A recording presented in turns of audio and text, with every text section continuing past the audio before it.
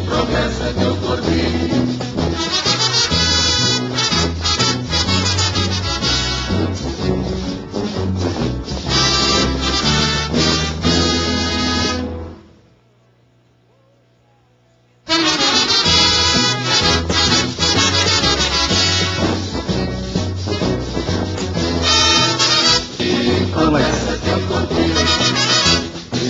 Havendo quórum regimental e sob a proteção de Deus, iniciamos o trabalho da presente sessão.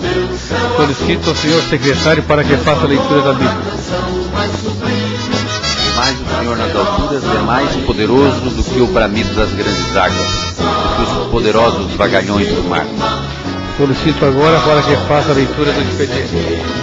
Indicações número 308, 309, 2009, de autoria do vereador Vanderlei Zilli. Indicação número 310, 2009, de autoria do vereador Ciro Pirindelli.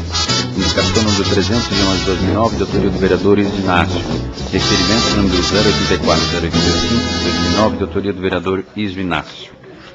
Terminado o expediente, passamos para a tribuna livre. Para uso da tribuna livre nesta noite, conforme a solicitação do vereador Luiz Fernando Cardoso, Associação das Micros e Pequenas Empresas da região de Criciúma, AMP, representada neste ato pelo seu presidente, senhor Valmor Rabelo, que discorrerá acerca das atividades desenvolvidas pela referida entidade. Desta forma, gostaríamos de convidá-lo para que adentre ao plenário e tome assento junto à mesa diretora.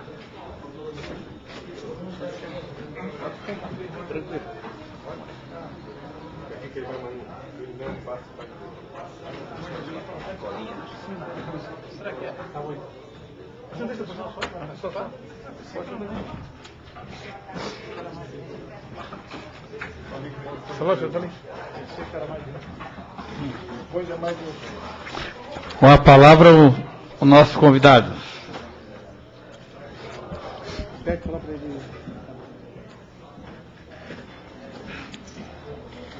Boa noite, cumprimentando o vereador Edinho, presidente da mesa e da Câmara, cumprimento os demais vereadores, membros da casa, senhoras e senhores, muito obrigado por permitir que a nossa entidade possa aproveitar esse espaço e se auto-apresentar. Na realidade, a intenção é simplesmente mostrar que temos dentro da nossa cidade uma entidade que representa os interesses dos pequenos, que é o objetivo que todos nós queremos fazer, né? Representar os menores. A AMP não é diferente. A Associação das Micro e Pequenas Empresas, ela veio desde 99 aqui em Criciúma, fundada pelo Vinícius Fabris, e desde então, há quase 10 anos, vem buscando, através dos seus associados, novas oportunidades de negócio. Então nós temos a nossa sede hoje, não é nossa porque é alugada, né? Mas ela fica ali na Celestina Zilli Rovares, bem pertinho do campo do Criciúma. E como eu disse, ela nasceu em 99, estamos completando quase 10 anos esse ano, e estamos com cerca de 300 associados. A AMP, ela participa de uma federação, a Federação das AMPs, que está sediada em Florianópolis. Então, dentro de um grupo de mais de 26 AMPs, nós representamos hoje mais de 5.000 associados. São pequenos negócios que se juntam para se fortalecer. Além da representatividade nos conselhos e fóruns, que depois eu vou explicar, nós aqui da AMP de Criciúma procuramos tornar a nossa entidade não apenas um lobby ou uma entidade de representação política, mas sim um ambiente de negócios. Nós acreditamos que através de um grupo de empresários interessados em fazer negócio, nós podemos fazer negócios entre si, formando o que a gente denomina rede AMP de negócios. Como eu disse, pertencemos a uma federação que está espalhada por todo o estado. É bom ressaltar que a maior das AMPs de Santa Catarina está em Joinville, se chama Ajorpemi, e conta com mais de 2.500 associados, e é a maior da América Latina. Chegaremos lá, né? a AMP aqui de Criciúma tem uma participação, e procura ter mais, mas uma participação já ativa na comunidade, sempre com o espírito de auxiliar e desenvolver os negócios. Nós acreditamos que é através das empresas que tudo começa. Já dizia um pequeno vendedor, nada começa sem antes alguém ter tirado um pedido. Alguém tirou um pedido e vai até a indústria, depois volta e vende, né? Então, tudo começa numa atividade empresarial. Então, pertencemos ao Conselho das Entidades Empresariais de Criciúma, composta pela SIC, CDL, a AGE, Associação dos Jovens Empreendedores, e a AMP. Temos também a presidência do Conselho Municipal de Desenvolvimento Econômico de Criciúma. Participamos como coordenador do Comitê Temático da Indústria, Comércio e Serviços da Secretaria de Desenvolvimento Regional. Somos, AMP, membros fundadores do Credisol, Crédito Solidário. Somos filiados à FAMPESC e, por tal filiação, também temos assento no Conselho Deliberativo do SEBRAE. Também somos membro, através da FAMPESC, do CONFEM, a Confederação das Federações das Entidades Empresariais. A nossa importância, ela é ressaltada quando nós começamos a ver números. São 150 mil empresas em Santa Catarina. São 20 mil aqui na região da REC. E quase, não chega a 10 mil, mas 10 mil empresas aqui em Criciúma. São essas empresas que geram 80% dos empregos e são capazes de produzir 30% do nosso PIB. Então, nós nos julgamos importantes na medida em que, representativamente, nós viemos aqui, estamos nos conselhos, trabalhamos em prol de projetos que venham a desenvolver não só a atividade exclusiva da empresa, mas toda a roda da economia, todo o potencial econômico da nossa cidade e da nossa região. Se nós incluirmos nesses números as empresas informais, esse número tende a dobrar. Então, em tese, e agora com a inclusão do empreendedor individual, nós acreditamos que vamos ultrapassar a representação de mais de 350 mil empresas aqui em Santa Catarina. Então, é um trabalho importante e que o nosso objetivo em estar aqui nessa casa é mostrar para vocês que participamos de uma sociedade, precisamos de ajuda e temos que nos sintonizar para que haja uma harmonia entre os interesses. Essa é a ideia. A AMP aqui de Criciúma, ela oferece algumas vantagens para quem se associa. Somos apenas 300 associados desse hall de quase 10 mil empresas em Criciúma e as dificuldades são bastante grandes para que a gente possa oferecer esses serviços. Mas temos lá um centro de treinamento, então, onde várias atividades na área de palestras e treinamento, cursos, são oferecidas com a intenção de capacitar, de desenvolver melhor esses pequenos empreendedores. A fotografia aí é porque ainda a sala não está pronta, mas já tem cadeira, tem mesa, mas está faltando algumas outras coisas aí, né, para mostrar uma foto mais bonita.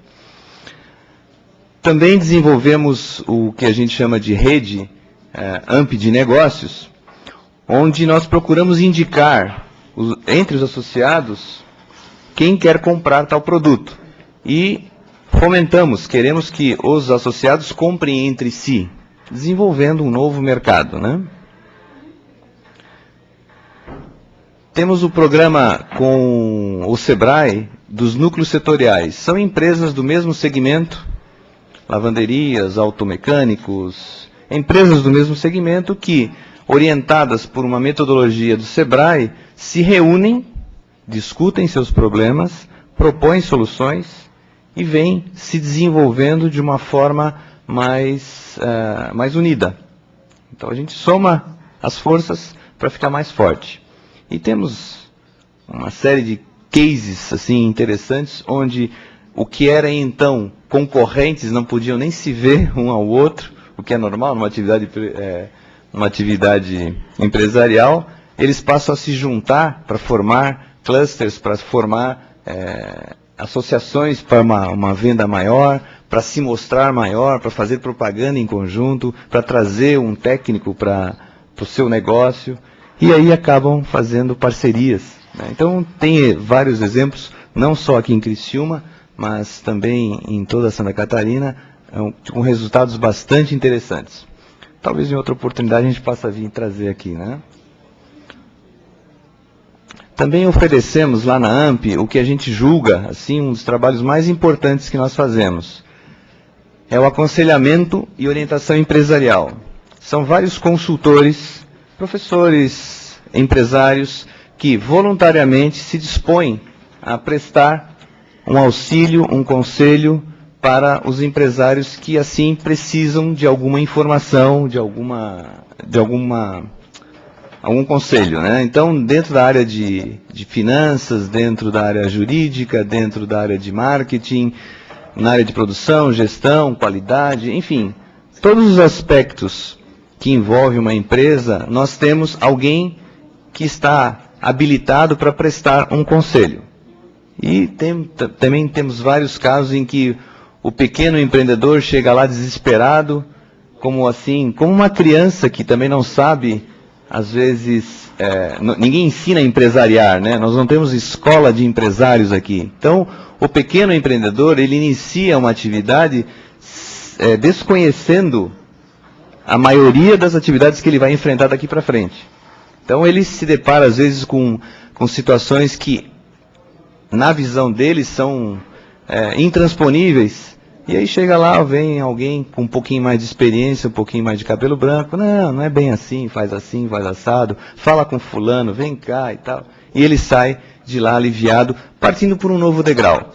Na realidade, as empresas elas começam pequenas e tendem a crescer conforme a capacidade que esse empresário tem de se administrar sua empresa. Então é importante esse trabalho, a gente julga que esse trabalho é fundamental para que a gente diminua o índice, que é alto, de mortalidade das empresas. Segundo o Sebrae, quase 70% das empresas que iniciam a sua atividade morrem no primeiro ano. Por quê?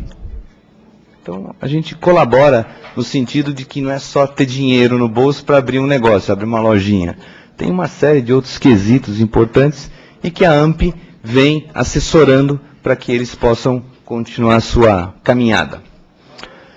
Oferecemos também convênios, uma série de convênios, também para auxiliar a dificuldade da vida empresarial. Então, são os convênios especiais, temos algumas regalias, alguns descontos, porque somos menores.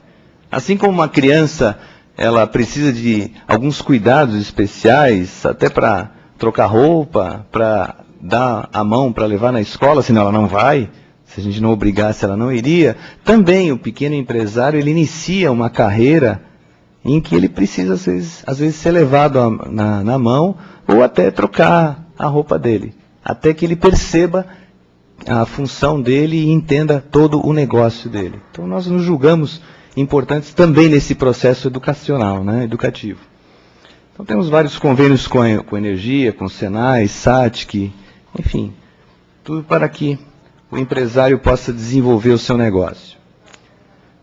Também temos um programa que não decolou ainda assim da forma como a gente imaginava, porque a internet parece que o pessoal só usa para fazer e-mail ainda, né? Se comunicar, é natural. Mas a internet, nós vislumbramos ela com uma grande ferramenta de negócios.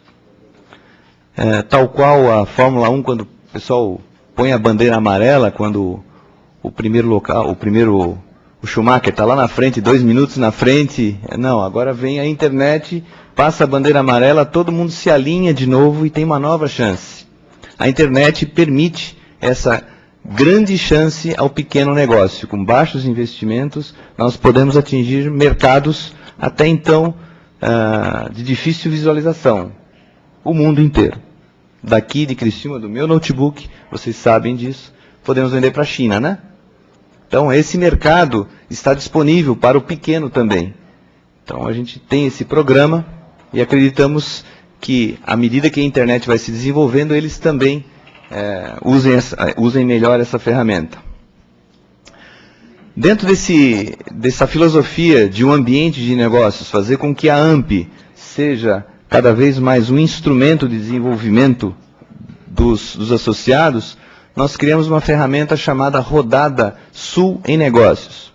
Então já estamos na 20ª rodada e ela é uma apresentação de empresários, assim como nós estamos aqui, cada um apresenta a sua empresa, traz os seus cartões, seus folders, e de uma forma amistosa, depois tem um café, uma forma amistosa eles vão conhecendo uns aos outros, percebendo oportunidades, muitos vêm vender o seu peixe, acabam comprando mais do que imaginavam, porque perceberam que tem empresas também que podem fazer complemento ao seu negócio, ou um novo fornecedor que ele até então não tinha descoberto. Então são reuniões muito produtivas, assim, quase 100% das empresas saem fechando um negócio naquele dia. Então numa noite você trabalha com 40, 50 empresários numa mesma noite. Então trocam cartões, marcam visitas, saem para tomar um chopinho depois. É muito legal essa atividade. Algumas fotos, né, que já realizamos.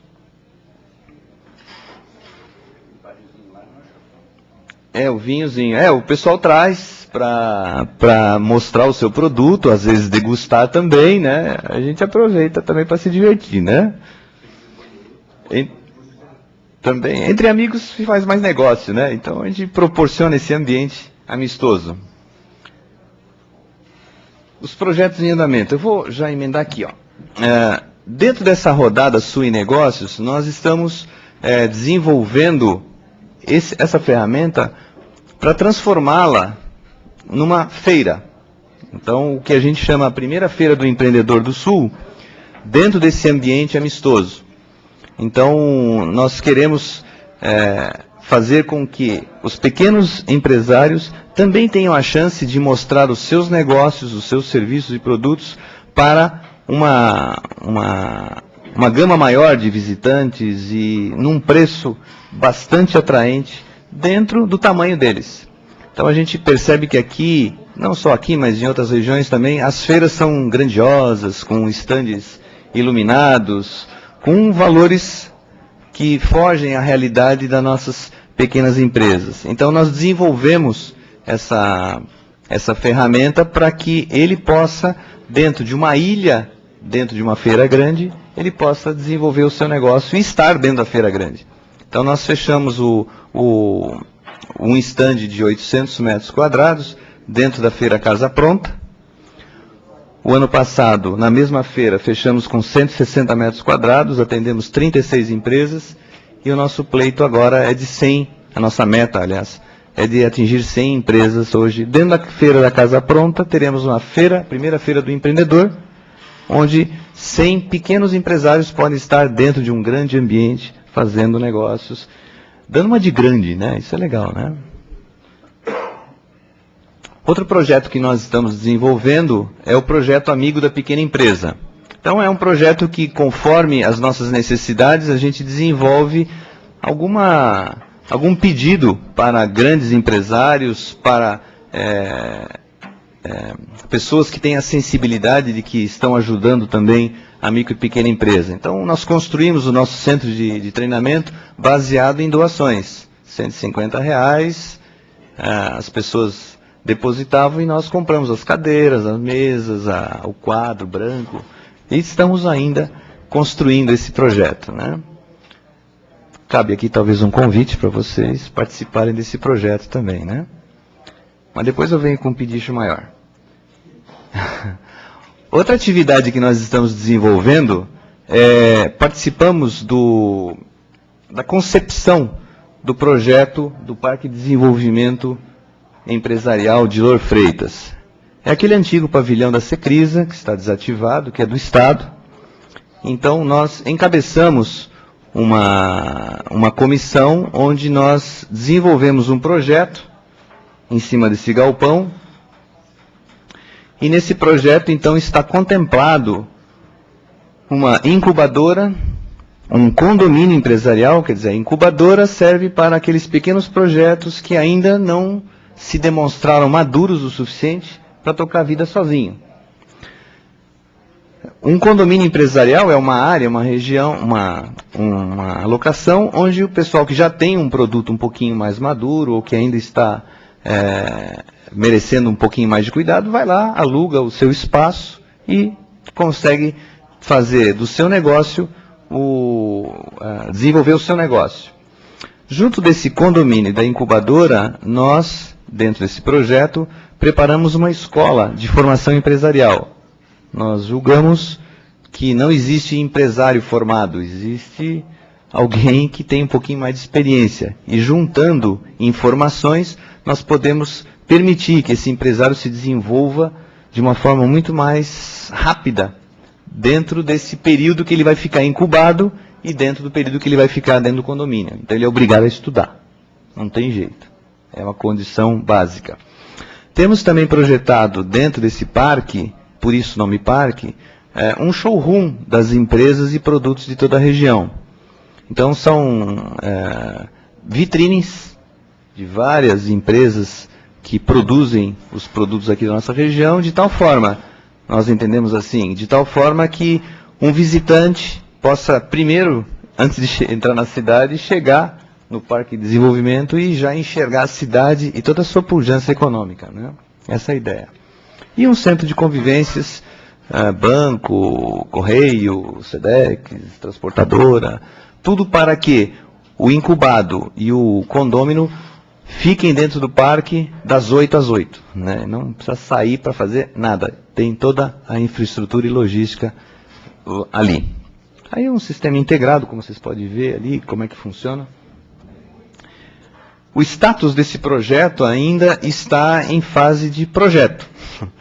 Nós, através do deputado Acélio Casagrande, enquanto era o secretário, ele deu início a esse projeto, nos permitiu fazer esse projeto. Ele foi encaminhado para Florianópolis e foi dado sequência ao edital. O secretário Castanhel deu sequência nesses projetos, fazendo toda a parte de engenharia, arquitetura, projetos de infraestrutura elétrica, água, etc, etc. E, de acordo com a última reunião que nós tivemos no mês passado com o Edio Castanhel, esse projeto está só na fase de vai para o edital. Então, eu não conheço todos os trâmites políticos por qual deve passar esse tipo de projeto, porque depende de uma concessão do Estado, daquele prédio, depende também de uma verba que já foi aprovada, nós assinamos aqui numa ocasião que o governador esteve aqui. Então eu gostaria que, se pudessem, vocês se inteirarem um pouquinho mais desse projeto e nos apoiarem. Não sei se chega à instância do poder de vocês, mas que nos apoiem nesse projeto, que não é da AMP, é de todo o desenvolvimento da nossa região, né? Eu tenho mais detalhes, uma hora a gente pode também ir mais. Sabemos onde, a AMP sabe quem é e onde quer chegar. Então, nós queremos que as microempresas sediadas aqui no município e em toda a região da ANREC sejam congregadas e objetivando a promoção social e econômica, estimulando o desenvolvimento e defendendo o interesse dos seus associados. Mas nós temos um objetivo bem claro, que é atingir um número, 1000 associados até o final da nossa gestão. Já temos 300. Temos um centro de treinamento também para fazer, ainda tem que fazer. Talvez a parte mais cara agora chegou e a gente ainda não tem o recurso, mas consideramos 70% do nosso projeto atingido. E também uma meta que a gente já é um pouquinho mais audaciosa é ter um escritório avançado, já que não podemos ter uma sede em cada município da ANREC, mas pelo menos ter um posto avançado, um escritório avançado em cada município. e aí formando realmente a rede AMP de negócio. Atualmente só conseguimos, em outubro do ano passado, instalar um escritório em Forquilinha, devido à proximidade, e queremos, esse ano e o ano que vem, vamos ver se a gente consegue instalar nos outros 9 municípios, né? Apresentar a diretoria, agradecer a alguns dos diretores presentes aqui. Então, temos uma diretoria que é de voluntários, profissionais, cada um em suas áreas, mas são voluntários. Acreditam, assim como eu, que é através do desenvolvimento das empresas que nós teremos uma cidade melhor. Uma cidade que não é só para nós, é para os nossos filhos, para os nossos netos. Eles também acreditam nisso, por isso estão conosco dentro dessa diretoria. Nesse momento, eu gostaria de, finalizando quase, talvez a razão pelo qual também estamos aqui, mostrar que os empresários também são trabalhadores. A gente percebe muito, em algumas discussões, que são muito separados as pessoas que trabalham, vamos dizer assim, no pesado ou do outro lado do balcão, e aqueles que comandam uma organização, mas que também são trabalhadores. E, de um lado, existe uma dificuldade de equilibrar os direitos e deveres. Nós, principalmente pequenos empresários, temos muitos deveres. Muitos deveres. E não cabe aqui, vocês sabem, sentem, alguns aqui eu sei que são empresários também, sentem a dificuldade de se tocar uma organização com fins lucrativos. Por outro lado, existem trabalhadores que merecem também todo o apoio, toda a consideração e também a remuneração. Entretanto, o que a gente vem percebendo é que os pequenos empresários, eles são colocados no mesmo cesto de um grande empresário, de uma grande organização, que tem estrutura, que tem capacidade, não só financeira, mas de recursos humanos, para driblar qualquer adversidade. Nós pequenos temos grandes dificuldades, qualquer marolinha que aparece, a gente sofre. E não precisa ser gripe A, não. Qualquer resfriado, tem muita gente que passa mal, né? Então, gostaria de sensibilizá-los nessa visão de que somos trabalhadores também e, com certeza, aqui afirmo, trabalhamos muito mais do que 40 ou 44 horas semanais. Muito mais. E não recebemos por isso. E que nós somos diferentes, as nossas realidades são diferentes dos grandes empresários. Então, quando se defende uma tese de aumentar ou diminuir, ou de para um lado direito ou esquerdo, eu gostaria que vocês pensassem nos pequenos também de uma forma diferenciada. Tudo que vale para uma grande empresa não vale para uma pequena empresa. O impacto é doído. Também gostaria de conversar sobre essa questão da geração de riqueza e emprego. Muito se fala, vamos gerar empregos, e não se fala em gerar empresas. É muito mais difícil gerar empresas. Então, eu peço que vocês nos ajudem a, quando houver uma demanda de uma empresa, que ela seja realmente apoiada, porque é através dela que a mecânica social e capitalista se desenvolve, senão não tem empresa, não tem emprego. Não tem emprego, não tem comércio, não tem riqueza, não tem salário, não tem mais nada. Alguns dizem que a maior invenção do homem foi a roda, foi os remédios, foi ir na lua, mas eu sigo uma frase do Peter Drucker, que é um dos gurus da administração, que diz que a maior invenção do homem, até hoje, foi a empresa.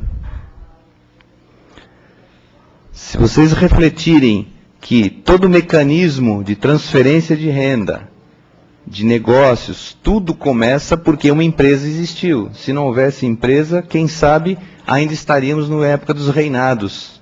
Tinha um imperador e manda, tem um é do do rei, outro é dos vassalos, né? Então hoje não, nós temos a empresa como indutor que vai promover essa inclusão social através dos empregos, permitir, é através das empresas que se permite a realização dos sonhos pessoais, não só materiais, mas como capacidade pessoal de realização.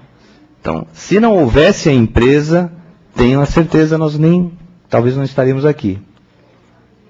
Então, a importância da empresa no nosso meio, escolhemos ou não sermos capitalistas, se somos capitalistas, que a gente apoie essas empresas, né? Eu tenho quanto tempo ainda? 20 segundos. Eu preciso, então, agradecer a nossa diretoria, que vem nos apoiando dentro desse trabalho. Preciso agradecer também as pessoas que são empresários e que, apesar de não acreditarem muito na AMP como meio de ajudar, elas trabalham, estão lá agora, de repente, lá cortando uma roupa, estão consertando um carro, estão fazendo o pão nosso para amanhã, estão lá labutando. Então, a minha fala nessa sensibilização dos pequenos. Nós teremos algumas demandas daqui para frente sobre a regulamentação da lei geral, com referência às compras governamentais. Isso precisa estar regulado aqui nessa casa. Precisamos, agora veio a lei do empreendedor individual, também precisa de uma regulamentação municipal. Então, que se atenda a essas demandas de uma maneira tranquila e rápida, para que a gente comece a desenvolver mesmo o trabalho que a gente se propõe a fazer, né? Basicamente é isso. Temos aquelas demandas de jornada de trabalho, salário mínimo para uns e para outros. Não é o fórum aqui hoje, mas que, volto a dizer, que vocês se sensibilizem para os pequenos. Nós somos diferentes, temos realidades diferentes, e o que vocês decidirem aqui terão um impacto, assim, doído. Muito obrigado. Palmor, a casa agradece, se coloca à disposição, dentro do que for viável aqui, importante para a sociedade. Eu não tenho dúvida que tem o apoio dessa casa aí, a casa se coloca à disposição. A gente agradece aí a presença da sua diretoria, de você, e temos mais uma vez aqui, ser repetitivo, à disposição de vocês. Muito obrigado. A sessão está suspensa por até 2 minutos.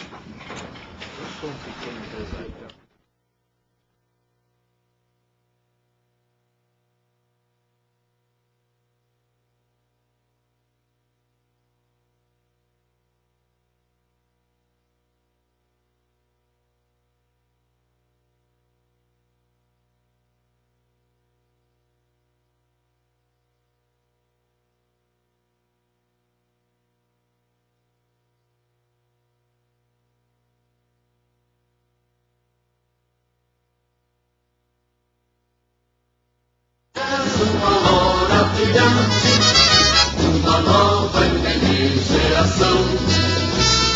Salve, salve Criciúma, ao Brasil queres servir.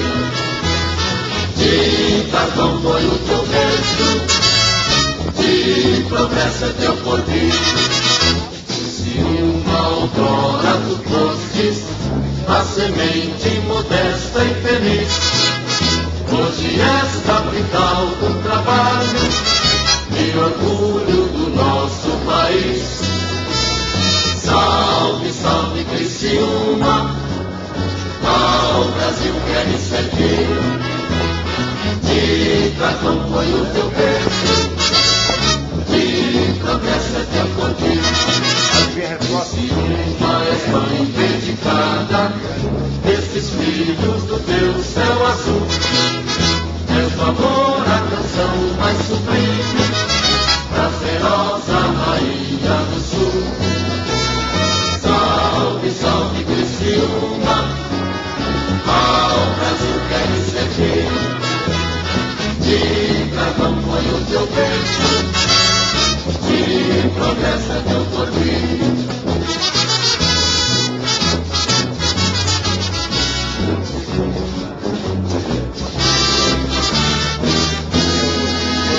Quatro agora.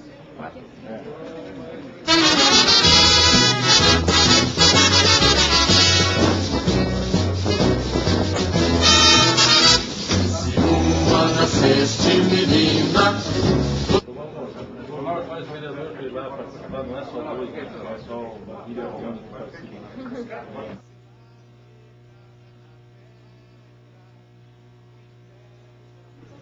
Paulo aqui vai cá, ele quer?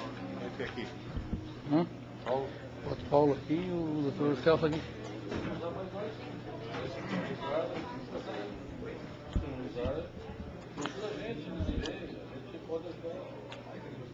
Sim. A minha é igual o coisa pegou a minha. Terminada a tribuna livre, passamos agora para o horário político.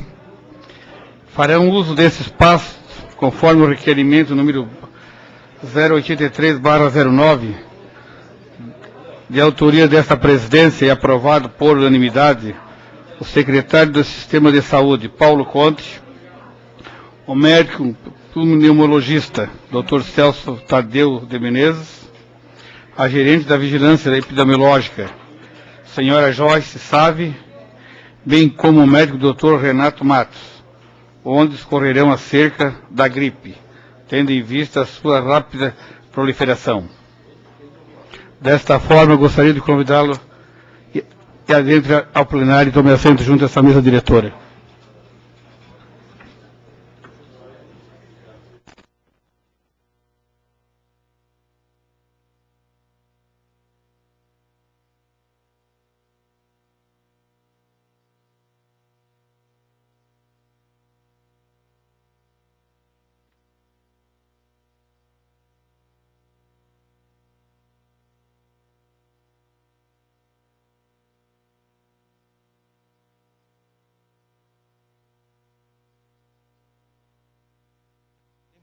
Vai sentar aí. A entrada não pode nada, agora sair.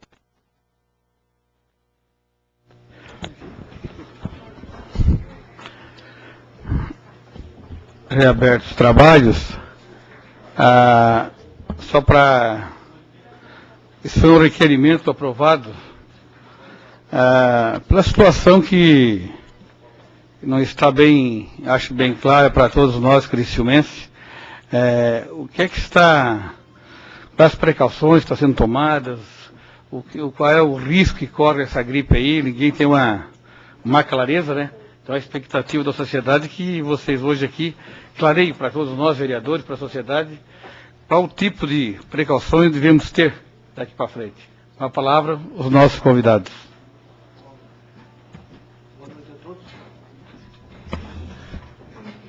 Boa noite a todos, é uma satisfação estar aqui com vocês, prestar esses esclarecimentos com a nossa equipe,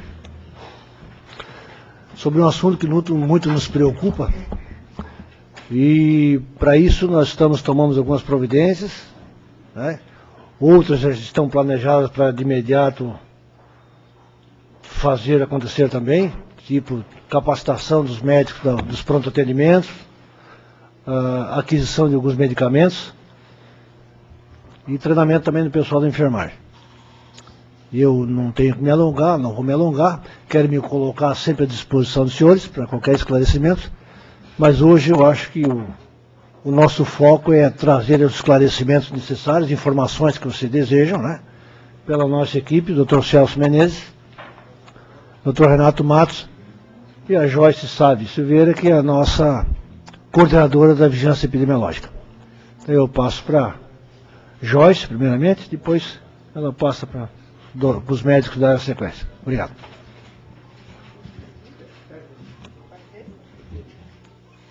Boa noite a todos. Como o Paulo já falou, meu nome é Joyce, sou enfermeira, trabalho há 27 anos na Prefeitura Municipal de Criciúma e na Secretaria de Saúde e atualmente na Vigilância Epidemiológica.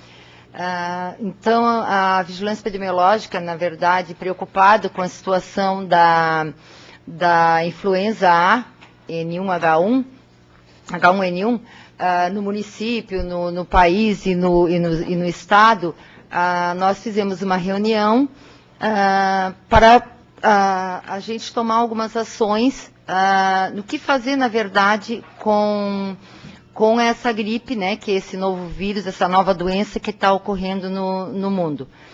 E então nós tivemos essa reunião, fomos falar com o prefeito, que ele nos chamou, E nós decidimos que, no primeiro momento, nós faríamos uma reunião com os médicos, na verdade, uma capacitação. Convidamos o Dr. Renato, onde o Dr. Renato falou muito bem, né, para os nossos médicos sobre o diagnóstico e a situação da influenza no mundo e no estado e no município. No segundo momento, nós fizemos uma panfletagem nos terminais urbanos, né, informando a população, preocupados de levar essa informação para a população. Nós fizemos esse trabalho. E também ficamos numa das sinaleiras da cidade, né? Ficamos ali perto do Banco Real. Então, ali também a gente deu toda a informação para a população dos carros que passavam. E agora seria o terceiro momento, onde a gente está fazendo essa outra ação, que é nas escolas, que nós vamos começar agora, antes das aulas iniciarem, estar levando os panfletos, cartazes para os diretores, para eles estarem também informando os professores para ficarem alertas com os sintomas nas crianças e nos adultos também. Passamos pelos bancos, vocês viram na televisão, né, uma ação também que foi feita nos bancos, hotéis, farmácias. Então, todos os lugares onde a gente pôde levar essa informação, nós fizemos. Então, isso seria o que a vigilância está fazendo e está alerta, né? Vamos nos hospitais, fazer as coletas quando os médicos solicitam a nossa presença. Também mandamos fazer 1.200 cartazes, que o Estado nos mandou pouco, né? Nós temos que estar informando e colocando nos locais. 65 mil panfletos desse daqui, né? Que veio do Estado também, mas era pouco, então a gente mandou fazer para entregar para a população. Então a gente está alerta mesmo e preocupados, né? Que o doutor Renato agora vai falar da situação. E estamos... O telefone da vigilância não para de tocar. O nosso telefone é o 34458713 ou 8700. Quem quiser maiores informações pode ligar para a vigilância que a gente está informando. Obrigada. Boa noite a todos. Meu nome é Renato, eu sou pneumologista já há uns 20 e poucos anos. Sempre gostei muito de gripe, né? Sempre estudei muito a gripe, sempre me fascinou a pandemia de 1918. E coincidentemente está se vivendo uma época que talvez possa ter alguma semelhança com aquela, né? Então é importante essa colocação para vocês. Vocês são formadores de opinião, as pessoas realmente estão perdidas. Por que está se falando tanto dessa gripe nova, da gripe suína, H1N1, se a outra gripe mata muito mais, se a tuberculose mata muito mais? Por que essa preocupação? Por que está se falando tanto, né? Uns dizem que é jogo da mídia, que está faltando assunto, outros que é para vender remédio, para vender vacina. Mas será que tem alguma realidade nessa situação? Quais são os riscos que nós corremos, né? Então a minha ideia era colocar algumas coisinhas para vocês, para que a gente possa conversar sobre isso e que vocês possam colocar isso para frente. Por que esse receio dessa pandemia que já está definida, né? Então, o H1N1 é um vírus, né, semelhante ao vírus da gripe normal que nós temos todos os anos durante os meses de inverno. Esse vírus, todo ano ele muda, ele tem uma capacidade de mutação muito grande.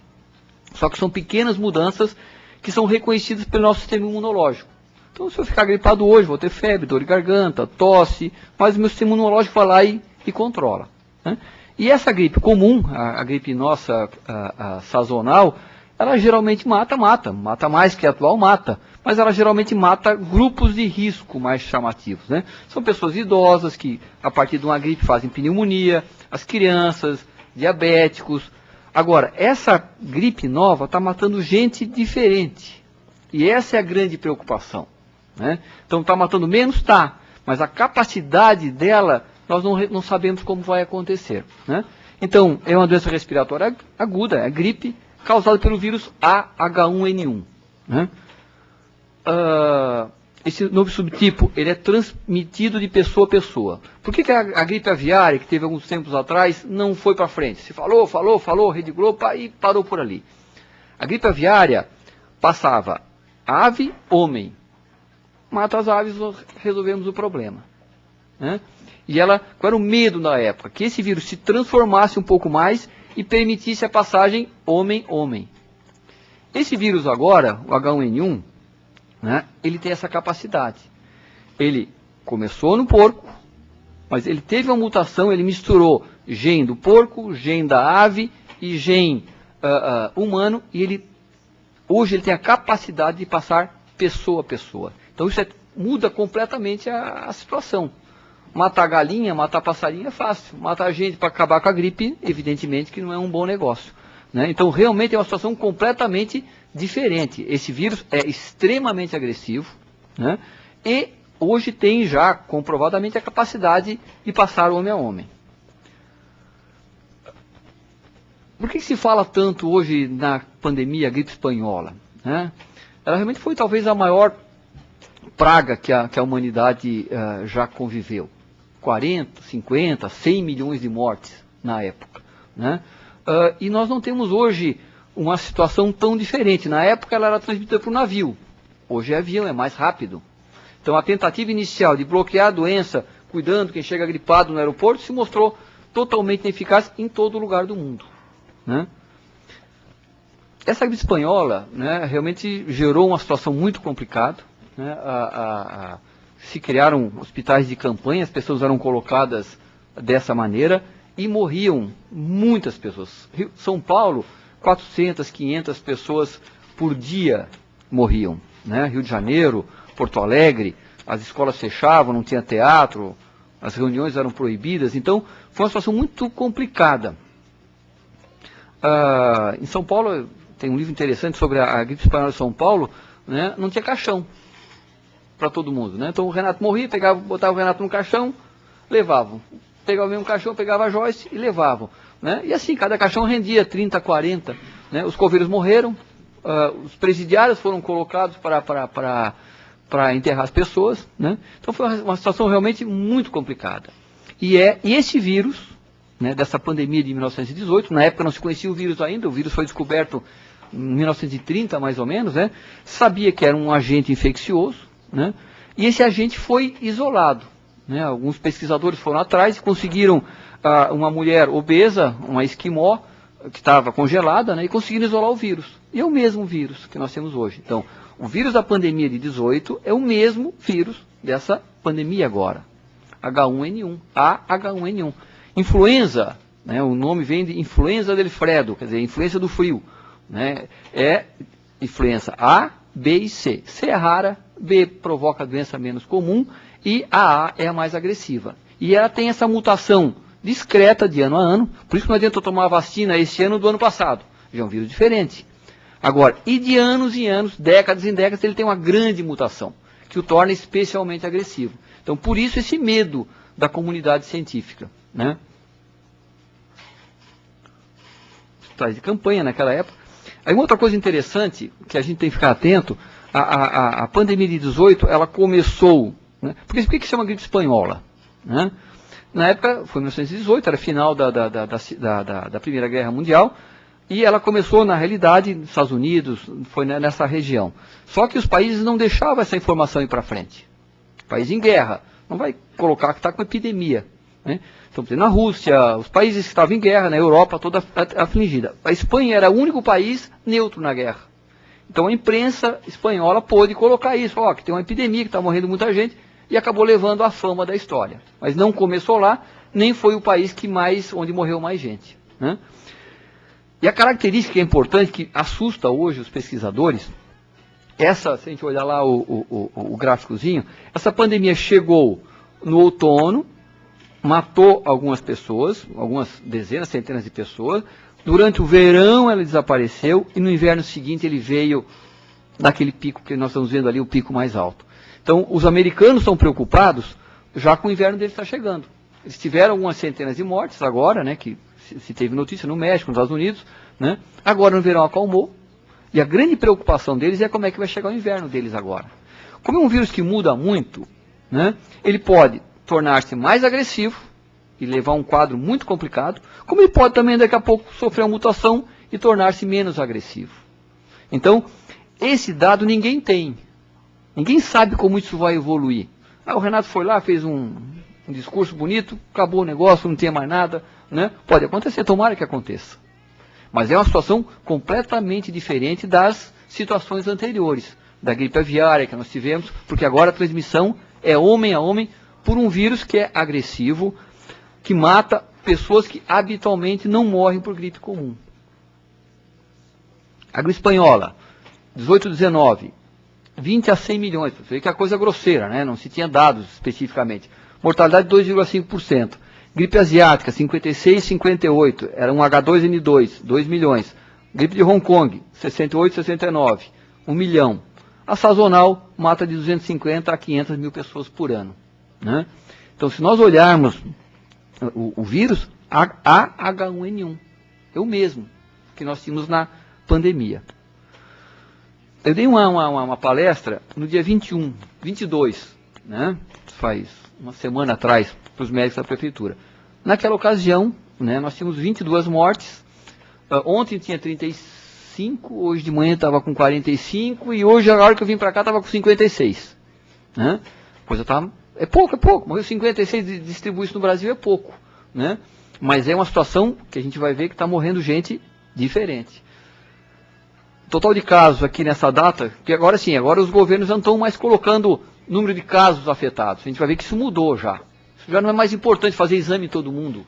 Já passou essa fase. O vírus já está circulando. Né? Então, os dados finais que nós tínhamos aqui, que eram publicados ainda, 6/7, letalidade 0,48. É uma letalidade alta.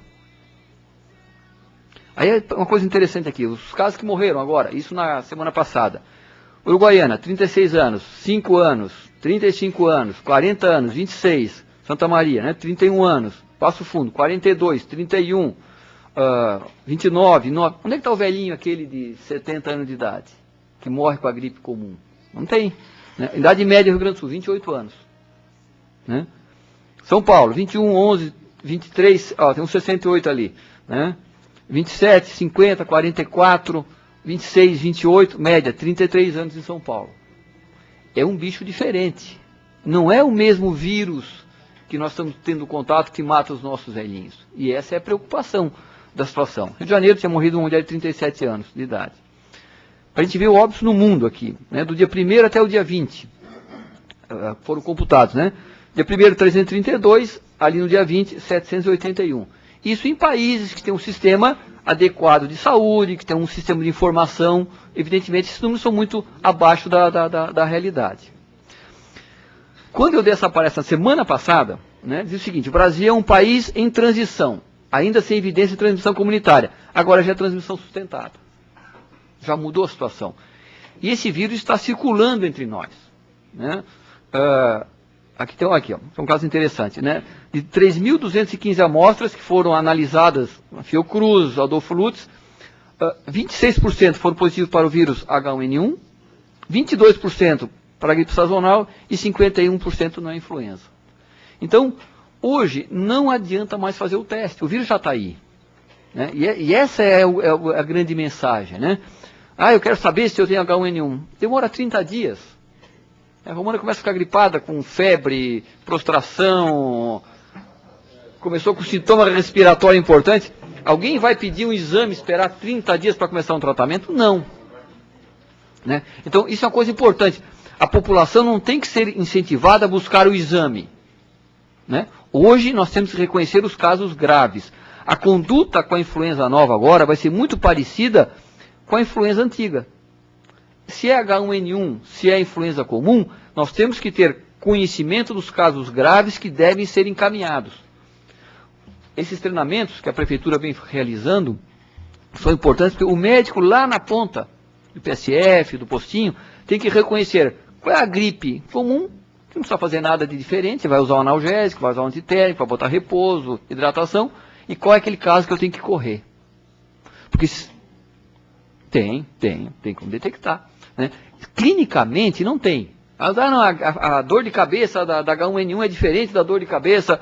Não tem como. Como é que vai medir a minha cefaleia do Celso? É uma coisa muito...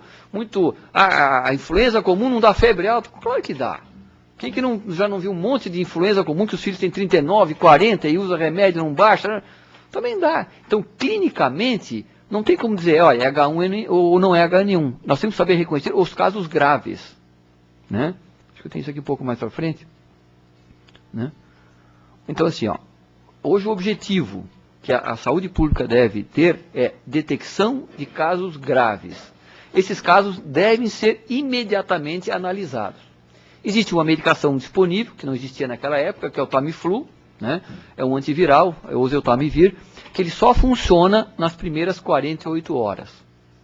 Se a Romana gripou, está lá com sua gripe há 6 dias, começa a ter um quadro mais grave, não vai adiantar mais dar Tamiflu para ela. Já passou a eficácia dessa medicação. Né? Então, isso é importante, né? Aqueles casos graves devem ser imediatamente encaminhados.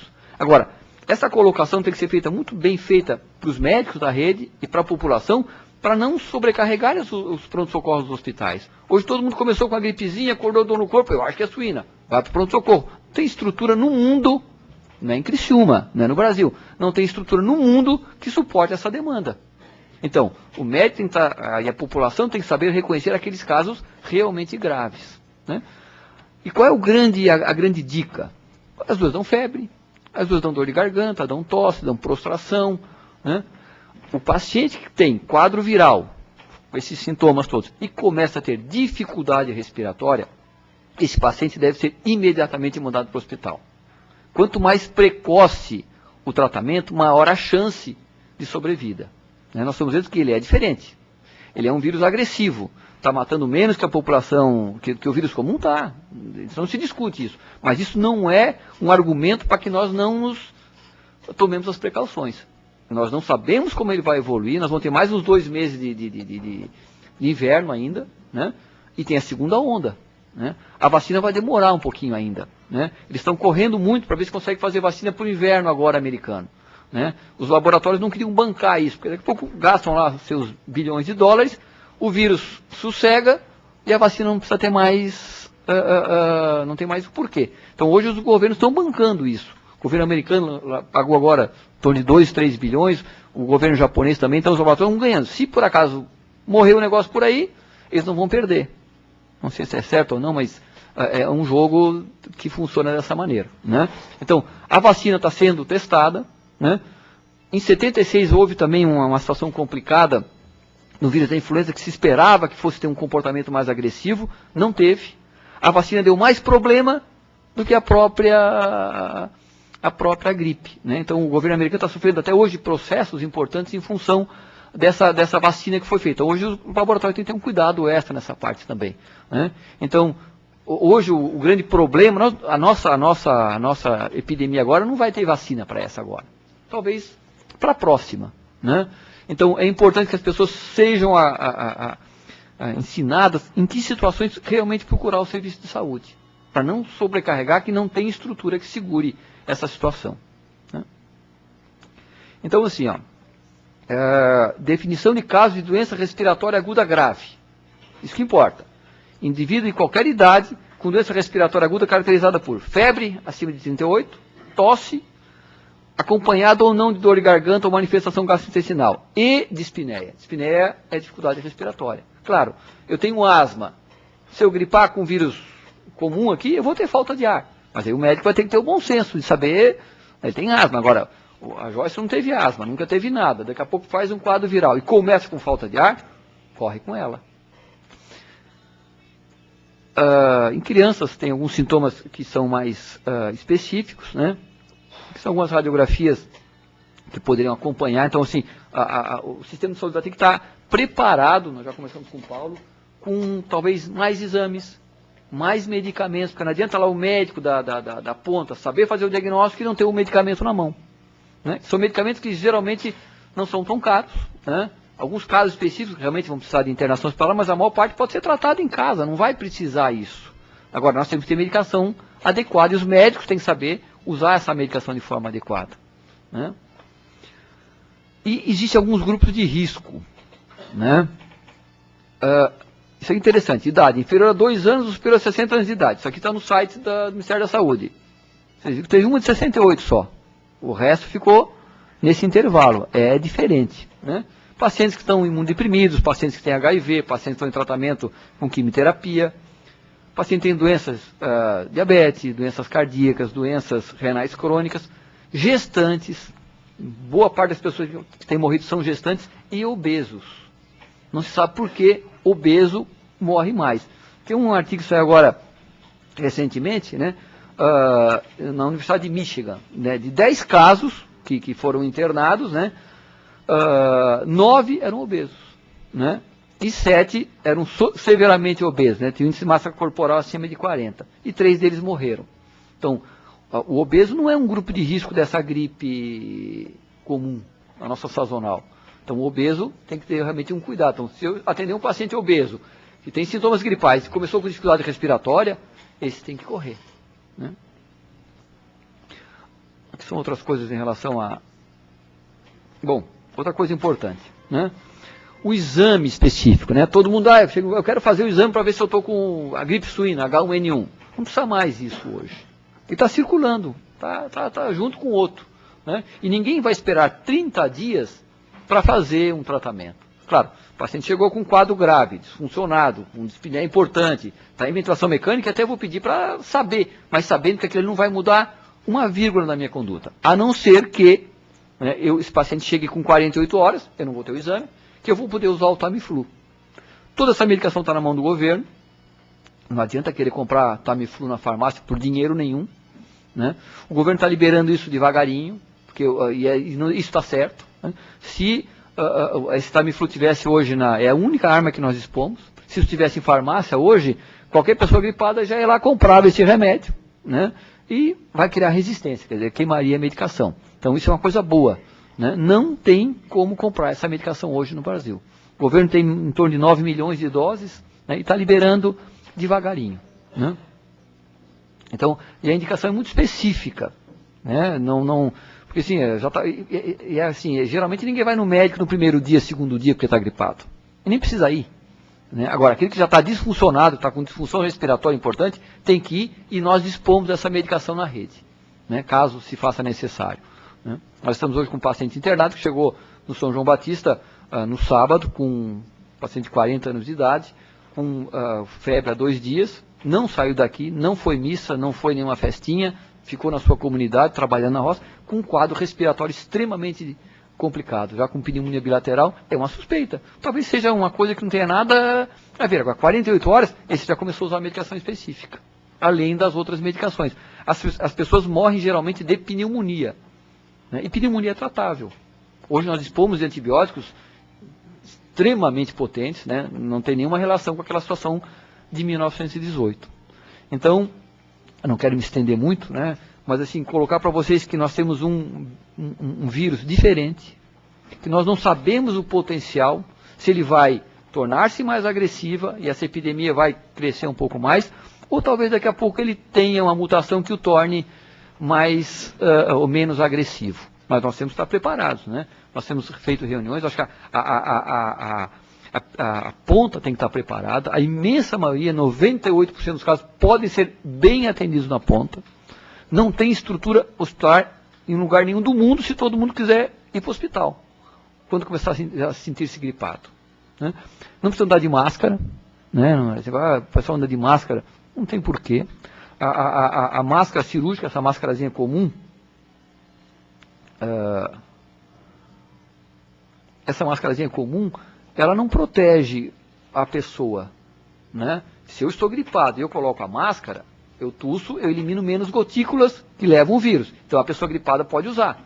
Chega no pronto-socorro hoje, a pessoa está com sintoma gripal, isso já está lá escritinho, ela já bota a máscara, né? E essa pessoa não tem que se sentir discriminada porque está colocando máscara, nada disso, né? Agora, o profissional de saúde que está atendendo tem que usar uma máscara diferente, né? Chama N95, N98, N100, são máscaras que têm um grau de filtração bem maior, né? Então não adianta a gente andar aí no shopping com máscara achando que vai estar com algum tipo de proteção, né? Então, é uma doença grave. A preocupação que nós colocamos é como ela vai se manifestar. A imensa maioria dos casos são casos simples, que são tratados como uma virose comum, não necessitam de nenhum aparato hospitalar ou de medicamento diferente. Agora, Nós temos que estar atentos para reconhecimento desses casos mais graves, né? Rio Grande do Sul está com 101 pacientes em UTI em função desse quadro viral grave. É diferente? É diferente. Devemos assustar a população? Não. Pelo contrário, olha, a imensa maioria dos casos é simples. Mas as pessoas têm que saber, caso venham a ter falta de ar, existe recurso e ela tem que correr, né? A gestante, né, é um grupo de risco importante. Então hoje, não tem mais, o cara viajou para a Europa, viajou para os Estados Unidos, veio da Argentina, hoje pode ficar aqui na forquilinha que vai pegar igual, né? Não tem, hoje não tem mais esse grupo de risco porque viajou, né? Então, a Secretaria de Saúde está tomando uma atitude correta, né? É fundamental esse treinamento da ponta. Nós não temos estrutura hospitalar para segurar. E se tivéssemos mais 5 hospitais e todo mundo quisesse ser atendido no hospital, também não daria, né? Os países ricos, né, estão tendo problemas, estão extremamente preocupados. Os Estados Unidos estão preocupados. Se vier essa segunda onda agora no inverno deles, eles não sabem onde que vão colocar esse pessoal todo, né? Então, a gente fica à disposição para perguntas, se for necessário, né? Então, é uma situação que pode tornar-se complicada, muito diferente da dengue que vinha para cá, do cólera que vinha para cá. Agora, é uma situação, acho que o risco é muito maior do que essas outras epidemias que deram em outras regiões, né? Então, o papel de vocês é fundamental nessa situação, no sentido de orientar as pessoas, de colocar para as pessoas que a imensa maioria dos casos são casos simples, como uma gripe comum. Mas esses casos mais complicados realmente devem ter do poder público um atendimento diferenciado. Eu agradeço a atenção de vocês. Como? Ele é um antiviral, né? Ele mata o vírus, né? Não, assim, ó, essa medicação, esse Tamiflu, foi lançado em 99, tem 10 anos já no mercado. E ele foi lançado inicialmente para a gripe comum, né? E qual era a grande vantagem dele, né? Ele reduzia em 24 horas o período febril. Quer dizer, em vez de ficar com febre 4 dias, vai ficar com 3 dias de febre, né? Então, na gripe comum, nós não usávamos, né? É uma medicação que não é tão cara, mas também não é tão barata. Tem alguns parefeitos, geralmente parefeitos gastrointestinais, alguns parefeitos neurológicos. Então, não se usava porque realmente não mudava muito. Nessa situação agora, parece que ele é um pouco mais eficaz. Agora, são muitas perguntas ainda, né? Nós temos um monte. Será que essa medicação vai mudar o curso da doença? Se eu conseguir usar no começo, será que eu vou levar menos gente para a UTI? Então, essas perguntas nós não temos ainda, né? Agora, nós temos que saber que existem casos graves que vão precisar de UTI. Vão precisar de um sistema mais encorpado. E essa é uma preocupação nossa, né? Os hospitais hoje estão lotados, né? A nossa estrutura hoje hospitalar é uma estrutura que já está no limite. Então, nós temos que pensar em outras alternativas caso essa epidemia venha a vingar, vamos dizer assim, né? Ela está vindo do Rio Grande do Sul. Eu tenho uma irmã que mora em Curitiba, um filho estuda no Colégio Marista, que é um colégio grande, suspenderam as aulas, né? Então, aqui em Criciúma tem indicação de suspender isso? Ainda não. Em Criciúma, nós temos hoje 2 casos confirmados, e na REC 4 casos confirmados com nenhum óbito ainda. Agora, esse dado numérico que parece, hoje não tem mais importância, porque nós não estamos mais fazendo exame, né? Criciúma tem só 4. Não é isso, evidentemente que não é isso. Nós não estamos mais fazendo exame porque não precisa. Nós vamos sobrecarregar o sistema para uma informação que não vai nos ajudar no dia a dia. Eu saber que a Joyce está com o H1N1 30 dias depois, não vai mudar em nada a conduta clínica no caso dela. Então, eu agradeço e estou à disposição. Os sintomas da gripe comum e as suas praticamente são as mesmas. Não dá para diferenciar. A diferença é que é a falta de ar que seria na gripe suína. Então, esse tempo que tu chega a ter o sintoma da gripe suína, de iniciar a tua gripe, o tempo até chegar a ter falta de ar. Vai depender da agressividade. Esse paciente que eu estou lá, por exemplo, está 2 dias com febre, já começou com falta de ar. Agora, assim, ó, nem sempre, isso é importante, né? Nem sempre a falta de ar significa que seja H1N1. A pessoa daqui a pouco já tem uma bronquite crônica, tem uma asma, vai ter falta de ar em função disso. Agora, aquela pessoa rígida que começa com falta de ar, tem que procurar um atendimento médico o mais rapidamente possível. Na época, o presidente eleito da época, o Rodrigues Alves, morreu do H1N1. Né? Ele ia tomar posse em dezembro e novembro, ele acabou morrendo da H1N1, né? naquela ocasião. Né? e muitos políticos, né? Eu estava lendo aqui em Porto Alegre, teve uma situação muito complicada. Boa parte dessas ruas que a gente conhece ali foram médicos que morreram na pandemia. Falei, quem sabe daqui a pouco vai ter uma rua Renato Matos, Celso Menezes, aqui na cidade também.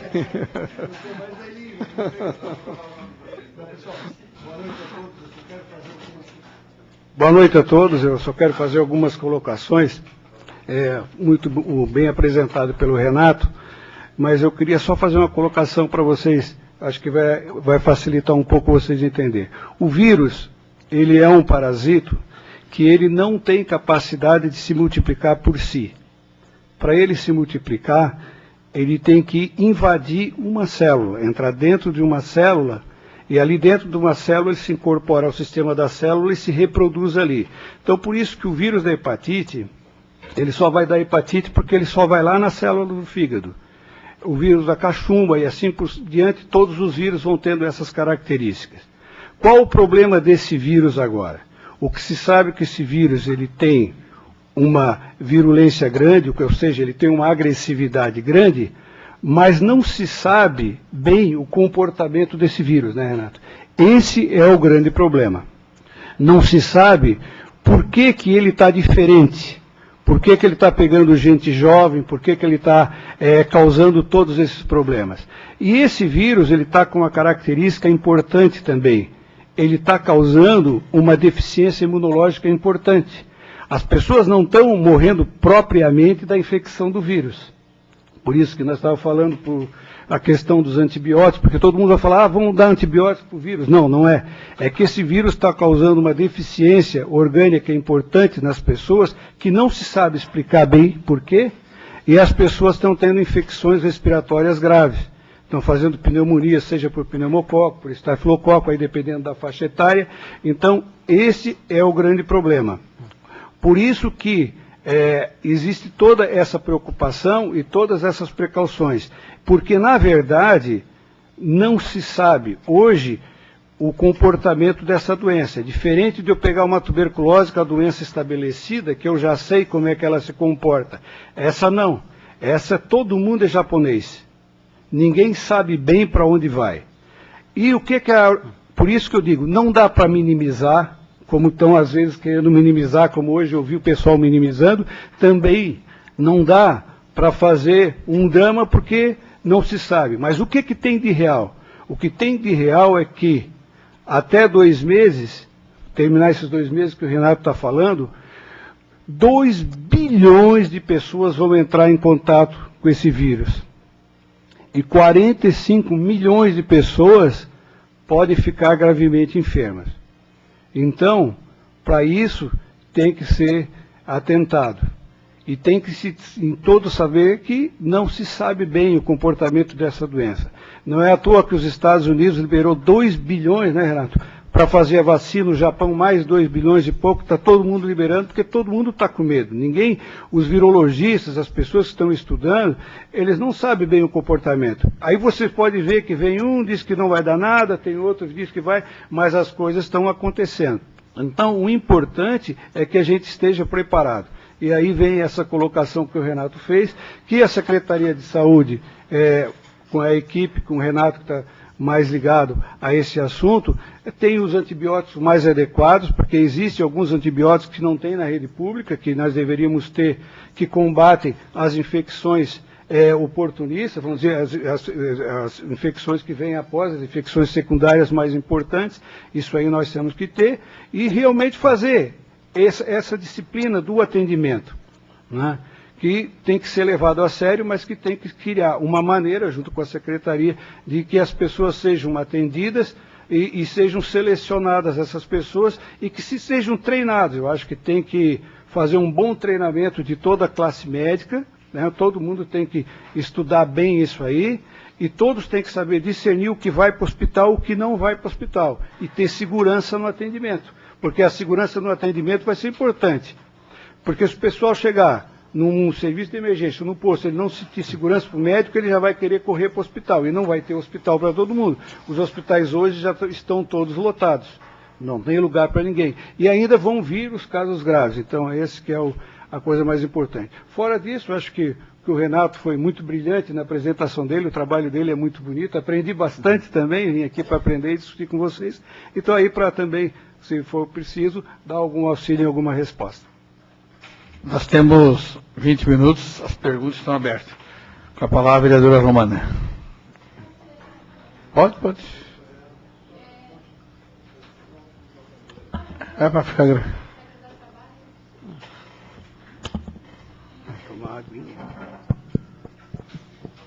Obrigada, Anderson.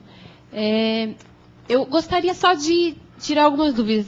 O doutor Renato colocou ali a faixa etária de óbito, né? Que seria uma média em São Paulo, pelo menos, de 33 anos.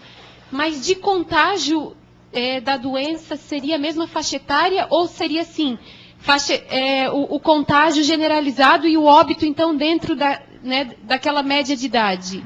Essa seria uma das perguntas. Contágio é generalizado, né? Ah, tá. É o óbito que está dentro, então, daquela faixa etária. Segundo a OMS, a faixa etária mais acometida, 12 a 18 anos. De contágio ou de óbito? De contágio. De contágio. 12 a 18 de contágio.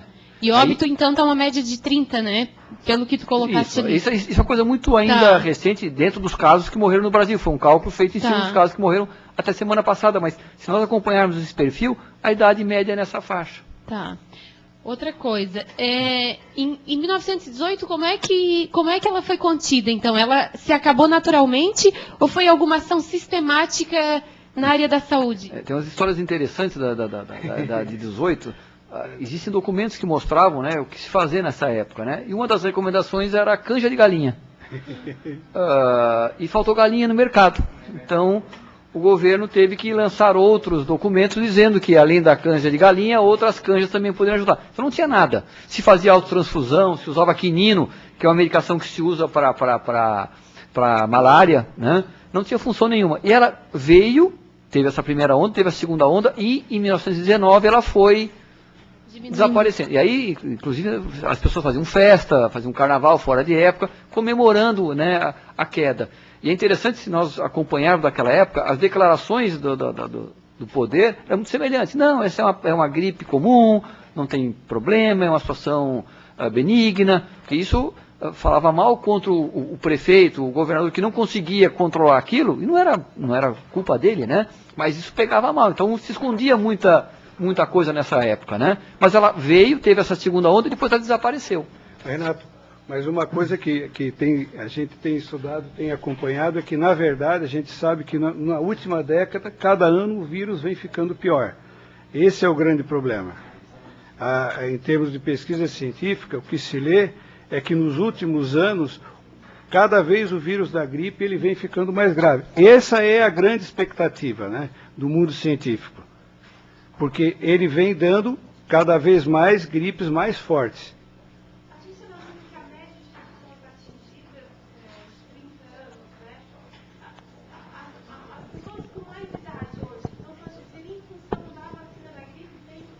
Não, ou não tem nenhuma Eu acho ligação? que parte sim. Acho que a tua pergunta tem procedência. Eu acredito que a vacina comum deu um pouco de proteção.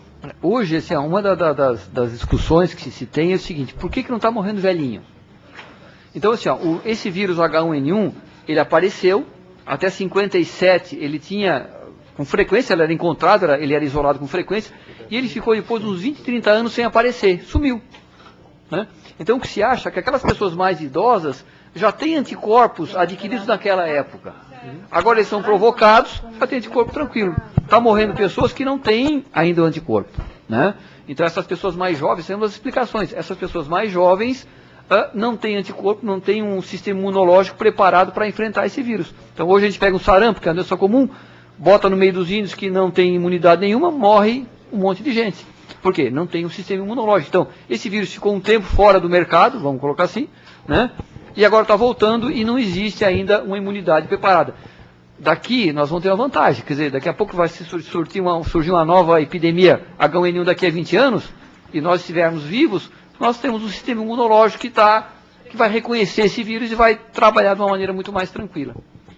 Só uma tua pergunta, só respondendo a tua pergunta, esse vírus, o H1N1, ele tem, daquela influenza que é feita a vacina, ele tem em torno de 30% da capacidade, da formação dele, porque ele é um RNA, né?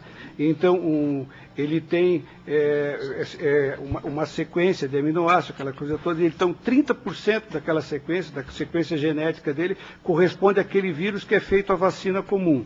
Então, existe, com certeza, alguma relação de alguma melhora, embora não tão efetiva, mas ela protege em certos aspectos, sim. E o problema do vírus também, né, Renato, é que ele muda muito, ele é muito instável. Por isso que se tem que fazer vacina ano a ano. Mas ele mantém sempre algumas características. Só que ano a ano vai perdendo a capacidade de resposta à vacina anterior. Mas ela permanece em alguma atividade. Então, provavelmente, os idosos que foram vacinados, as pessoas que foram vacinadas, de uma certa forma, ela tem alguma proteção. Não tão importante, mas tem. Mas também é importante estar falando que ele fica na superfície, né? Em qualquer, no caso eu estou com a minha mão aqui, ou no cumprimentar, né, as pessoas, isso ele vai passando desta maneira. Então, o Ministério da Saúde, ele criou uns cartazes e umas recomendações para que as pessoas tenham esse cuidado de ter higiene, de estar lavando sempre as mãos, orientando as crianças na escola para que lave as mãozinhas, Ontem eu observei no pedágio a Florianópolis e eu tive a preocupação na hora de pagar o pedágio, né? O funcionário, ele tem contato direto com pessoas que vêm de tudo quanto é lado, né? E não há nenhuma proteção. Eu não sei se teria alguma proteção, né, leiga, não tenho entendimento, mas... Quando eu tusso, né, eu elimino gotículas de saliva que tem um vírus. Essas gotículas ficam em suspensão 1 hora, meia hora mais ou menos. Quando ela deposita, ele pode durar até 24, 48 horas. Então eu estou tossindo aqui, a Joyce colocou a mão aqui. A Joyce vai para casa de ônibus, segurou lá em cima. O vírus está ali. A outra pessoa chegou, segurou ali, deu uma coçadinha no olho, vai pegar gripe. Porque assim, então esse contágio ele se faz através da tosse, espirro. Agora, quando eu tusso e boto a mão aqui, o vírus está aqui, eu cumprimentei o Douglas deu uma coçadinha no olho por algum motivo, vai gripar-se. Então, na época de 18, né, na França, o aperto de mão foi banido. Né? Pessoas acham hoje para espirrar, não usa a mão, espirra aqui. Né? Assim, usar lenço de papel. Então, são os cuidados básicos que a gente pode tomar, são coisas simples, né? Vamos, entre vereadores é difícil estabelecer a regra de não cumprimentar as pessoas, mas acho que a gente tem que começar, só dar um tchauzinho assim, acenar a cabeça. Mas eu ia perguntar a sobrevida do vírus, uma vez exalado, né, seja em saliva ou superfície, e também aí uma outra pergunta, eu encerro e passo para o Douglas. Ah, tá. Aí, como não se sabe ainda, né, não se tem dados do contágio e do óbito, mas acho que boa imunidade ajuda em qualquer caso, né?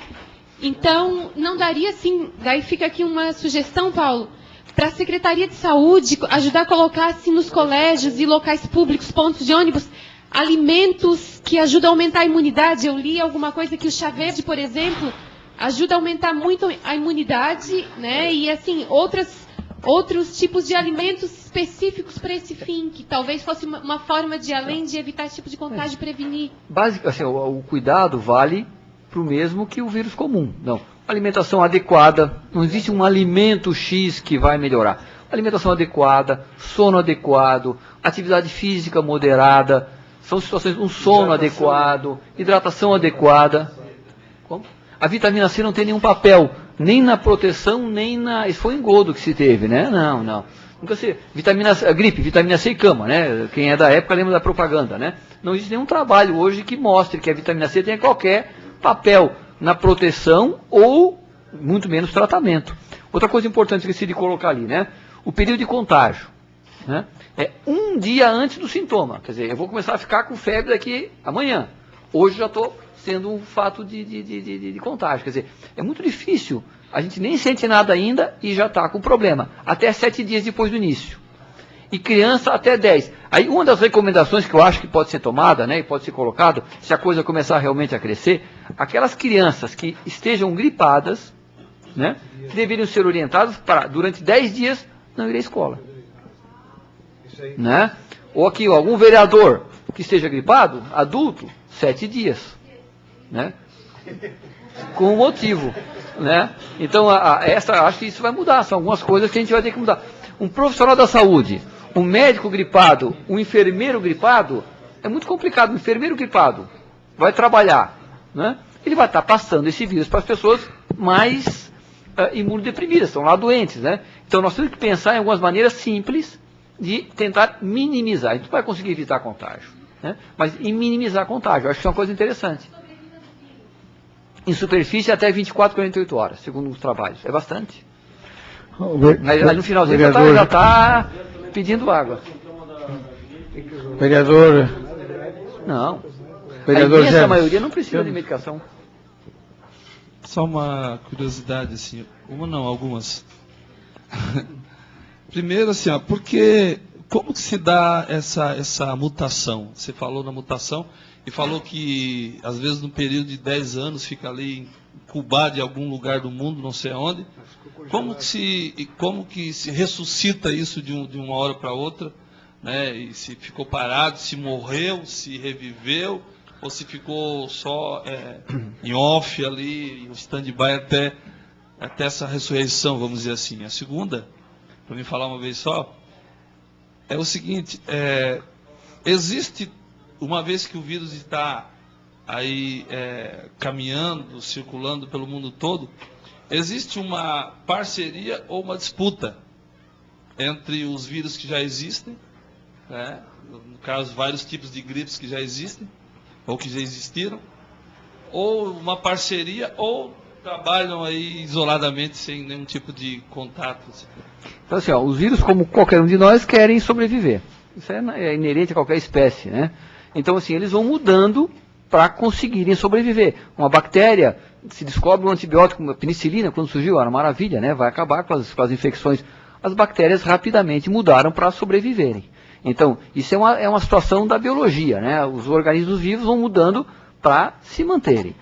O vírus, ele não tem capacidade de viver por ele, como o Dr. Celso colocou. Ele necessita de um organismo vivo. Não dá em árvore, não fica em nenhum lugar. Então, existem vírus próprios do porco, existem vírus próprios das aves e existem vírus próprios dos homens. Geralmente, o vírus do homem não passa para o porco, não passa para a ave.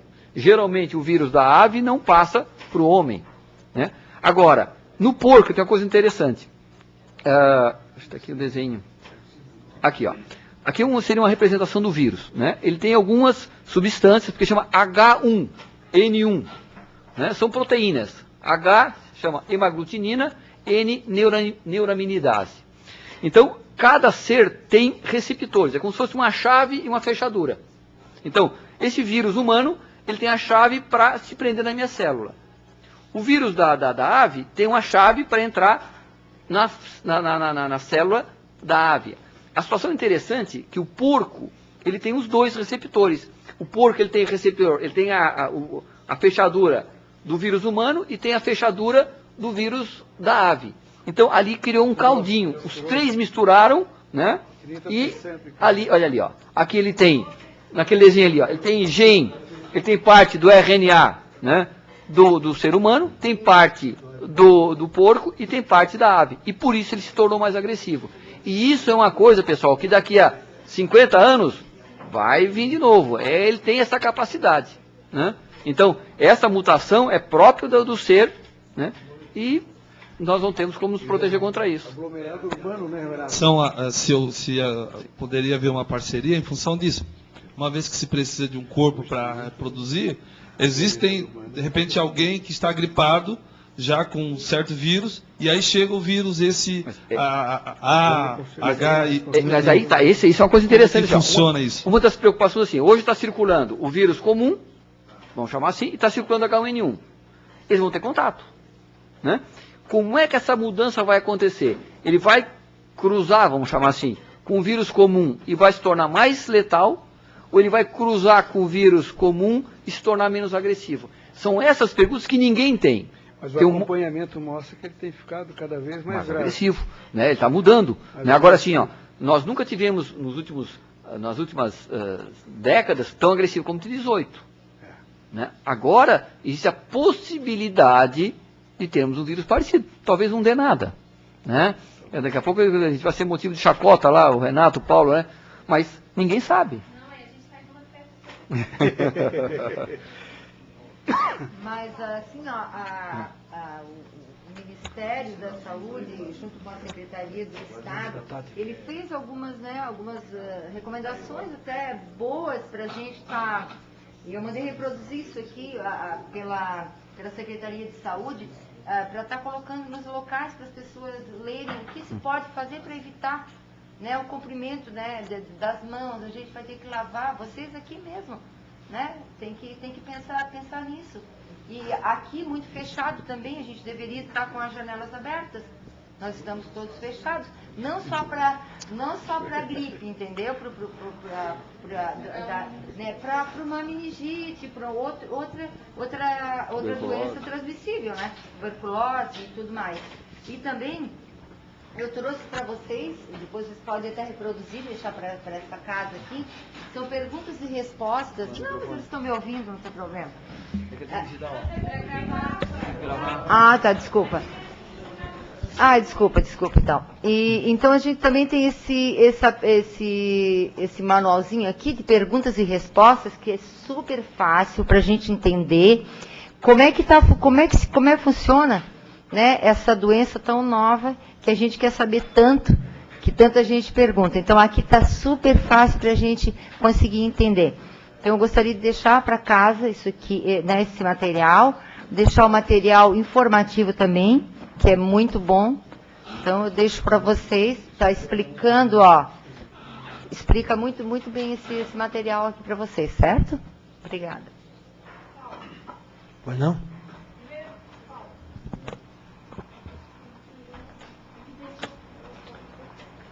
Deu? Agora está funcionando. Bom, Paulo, vou fazer uma perguntinha para ti. Dentro do que foi colocado, né, e é uma grande preocupação, a questão dos atendimentos, no pronto atendimento, porque a gente já vê na cidade uma situação difícil de atendimento, né, questão de leitos e o atendimento em si. A Secretaria Municipal ela tem feito algum trabalho no sentido, né, de conscientização dos médicos, de repasse de informações para que essa tranquilidade da população aconteça lá na ponta, porque para acontecer lá na ponta tem que se fazer um treinamento, né, nesse sentido. A Secretaria Municipal ela tem algum planejamento nesse sentido? Tem desenvolvido algumas atividades nesse sentido? Nós já começamos isso aí, né? O próprio doutor Renato já deu alguma palestra dessa tanto para a enfermagem como os médicos, né? Entre as ações, né, algum antibiótico que o doutor Renato falou, que a azitromicina, por exemplo, nós já temos em casa, né? E estamos buscando adquirir o outro, que eu não lembro o nome agora, o doutor Renato pode me ajudar. Levofloxacina, que é bastante difícil o nome, mas já estamos também fazendo em fase de licitação, para estar aí e colocar à disposição, sob prescrição médica, evidentemente, né? Mas estamos bastante atentos, junto também com a Joyce, com essa distribuição de folhetos. Vamos colocar também nas unidades de saúde, escolas, né, porque vocês se verificaram, tem muitas medidas simples, né? Eu estava escutando no Rádio Gaúcha essa noite, inclusive, um comentarista falou, e nós perdemos os hábitos tão simples, que usar o lenço no espirro, né? E é uma maneira de evitar a propagação disso aí. Então essas ações estão sendo tomadas assim. Nós temos aí 1 minuto, e as considerações finais, e tem 3 perguntas aqui dos internautas, onde eles perguntam assim: na Argentina, granjas de suínos apresentaram porcos contaminados com a gripe. Suspeita é que humanos tenham contaminado os animais. Pergunta: o vírus pode sofrer uma nova mutação e ficar ainda mais forte? André Sartor, do Morro da Fumaça. Outra aqui: há risco da minha cidade, Júnior Celestino, Siderópolis. Outra pergunta: quem fez a vacina da gripe? A gripe comum está protegido contra essa gripe? Hélio Matias, Criciúma. Essas são as 3 perguntas dos internautas que chegou para nós nesse momento. Gostaria que o doutor Renato respondesse. Em seguida, nossas considerações finais. Evidentemente, ninguém está livre, né? Siderópolis, qualquer município pode ter essa colocação. Na apresentação que eu fiz para os médicos da prefeitura, o primeiro slide era uma criança, é um slide comum, é uma criança beijando um porquinho, tem uma figurinha bonitinha, achei que ia ficar muito informal aqui, não trouxe. Mas realmente a suspeita é que o homem tenha passado para o porco, né? Aí lá fez a mudança e mandou de volta mais cabeludo, né? Mas a princípio a ideia que se tem hoje é que foi a transmissão do homem para o porco e lá ele sofreu as mutações. É porque o porco, ele tem um sistema genético dele mais próximo do homem. Vocês já devem ter visto falar na questão dos transplantes, que diz que os órgãos, se fosse escolher um animal para fazer uma espécie de tratamento para criar órgãos para transplante, seria o porco. Ele tem um sistema genético e imunológico mais parecido com o homem, por isso que é essa questão do vírus. Agora, tem outra pergunta aqui do quem fez a vacina para a gripe com está protegido contra essa gripe? Não. Pode ter uma certa proteção, mas assim, a princípio não tem proteção quem fez a vacina. E não tem indicação nenhuma, isso é outra coisa importante, né? Então vou correr agora para fazer vacina, para comprar aí o restinho que tem no mercado. Não há necessidade nenhuma, não vai ter proteção. Quando nós aplicamos a vacina, os anticorpos demoram mais ou menos 2 meses para se formar. Então, quer dizer, fazer a vacina agora, eu vou ter proteção em outubro. Já passou o inverno, já acabou a época da influenza. E aqui o Júnior Celestino, Siderópolis, né? Arravesco da minha cidade. Todas, né? Com certeza. Se me permite, vereador, parece que a pergunta é muito simples, talvez a gente já tenha a resposta. Mas eu tenho índice de casos no Nordeste? É 0? Não, morreu um hoje. Hã? São. E hoje, à noite, a Câmara do Estado de São Paulo estão retardando as voltas das aulas em São Paulo. Só que a diferença, por isso que vem o nome influenza do frio, a questão nossa é a época do frio. O grande problema da humanidade hoje é os grandes aglomerados urbanos. Esse é o grande problema dessa gripe. Então, o nosso problema é que lá no Nordeste eles vivem tudo aberto, e nós aqui estamos aqui nesse ambiente fechado, então aqui a propagação é maior. O inverno se torna pior por causa disso, além de outras características próprias do inverno no organismo da pessoa. A decisão é difícil, assim, vamos fechar uma creche, né? Teve um caso, como é que essas mães que trabalham vão ficar? Agora, também por outro lado, vamos deixar as crianças expostas, então, de acordo com o passar dos dias, as atitudes podem ser mudadas. Talvez daqui a pouco, se a coisa começar a realmente evoluir, nós temos que pensar em situações um pouco mais drásticas também, né? Mas de momento eu acho que não há nenhum problema na nossa região de fechar a escola, não temos nenhuma situação complicada, mas temos que ficar atentos caso a situação venha a se modificar. O que o Renato quer dizer só que aqui, os casos específicos é que tem que ser cuidado, não o inverso. Está todo mundo querendo se cuidar, todo mundo, na verdade o que tem que fazer é fazer o isolamento dos que estão contaminados, dos que estão gripados. Por enquanto seria isso aí. Se a criança está doente na creche, tira aquela criança dali, bota ela de quarentena e a vida segue. Até que de repente possa acontecer alguma coisa mais grave. Doutor Renato, nós temos o horário esgotado, acho que foi muito importante, né? Os internautas estão acompanhando os esclarecimentos. Nossas considerações finais aí, pelo horário, né? Nós apenas gostaríamos de agradecer a atenção de vocês, o espaço que foi dado, é uma situação realmente muito importante. Tomara que essa situação não evolua, mas nós temos que nos preparar para isso, né? As coisas, licitação demora, medicação demora, talvez daqui a pouco precisemos de mais ventiladores mecânicos, então nós temos que estar preparados, porque se vier, nós já temos uma situação um pouco mais tranquila. Eu agradeço a atenção de todos, né? E nos colocamos à disposição para, caso se faça necessário, alguma conversa adicional. Doutora, considerações finais. A Vigilância Epidemiológica, através da Secretaria de Saúde, agradece o espaço, né? Tá a gente repassando essas informações, essas ações que a gente está empenhado mesmo em fazer, né? Então a gente agradece e está à disposição material para quem interessar. Vou deixar aqui na mesa. Obrigada e boa noite.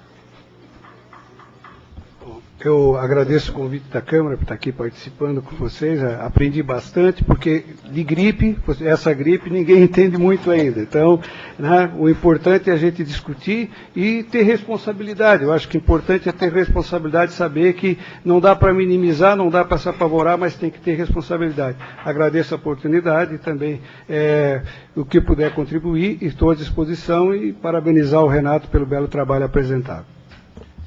Eu queria também agradecer essa oportunidade a esta casa, ao presidente, e nos colocar à disposição dos senhores para qualquer informação e até ajuda ou orientação, né? Já que as medidas são tão simples, né? Algumas medidas são tão simples, né? E nos colocar à disposição da Secretaria de Saúde dos senhores, né? Para qualquer outra informação ou orientação. Tá bom? Muito obrigado. Nós, vereadores, aqui agradecemos. O momento foi oportuno.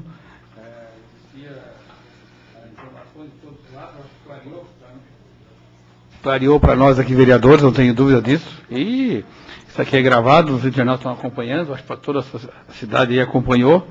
Acho que deixou mais tranquilo para você ter as suas precauções necessárias. Então, nós que agradecemos e a casa aqui está livre e à vontade para vocês usar quando necessário nessa linha aí dessa gripe, as informações. Estamos aqui para atendê-los e as portas estão abertas. Obrigado pela atenção de vocês aí hoje.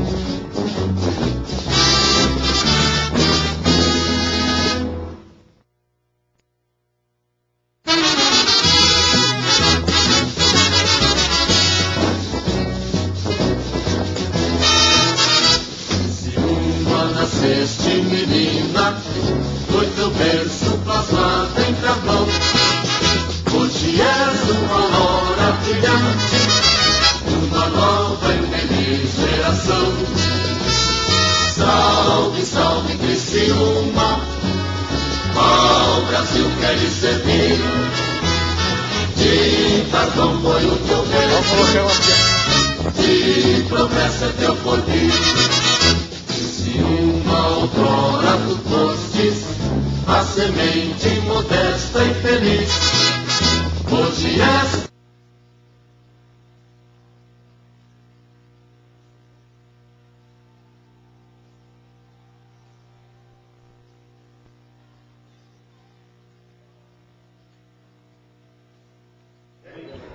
Só tem um requerimento. 2. Começamos então? Que é, Tati?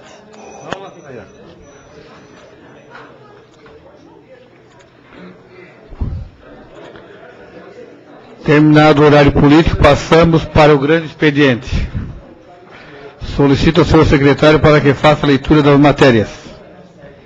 Indicação 308/2009, de autoria do vereador Vanderlei Zilli. Patrulhamento e revestimento com material consistente das ruas do bairro São Simão. Indicação 309/2009, de autoria do vereador Vanderlei Zilli. Implantação de consultório odontológico no dado de saúde do bairro São Simão. Indicação 310/2009, de autoria do vereador Círio Cirindelli. Assunto: pavimentação da rua Fioravante Zanetti, bairro Sangão. Indicação 301/2009, de autoria do vereador Inácio. Assunto: pavimentação asfáltica da rua João Meler, bairro Santo Augusto, tendo em vista que já foram realizadas as obras de saneamento básico e a via está toda esburacada. Requerimento 084/2009, de autoria do vereador Inácio. Pedido de informações ao senhor prefeito municipal do contrato de obras de saneamento básico, envolvendo a Prefeitura Municipal, o Governo do Estado e a empreiteira, informando discriminadamente os valores aplicados em cada fase da obra, bem como a responsabilidade de cada parte. Em discussão. Em votação. Os contrários se manifestem. Aprovado com voto contrário. Requerimento 085/2009, autoria vereador Inácio. Assunto: pedido de informações ao senhor prefeito municipal acerca do processo de compra da nova frota de veículos e equipamentos adquiridos recentemente. Em discussão. Em votação. Os contrários se manifestem. Aprovado com voto contrário. Questão de ordem, cedida à vereadora Tati Teixeira.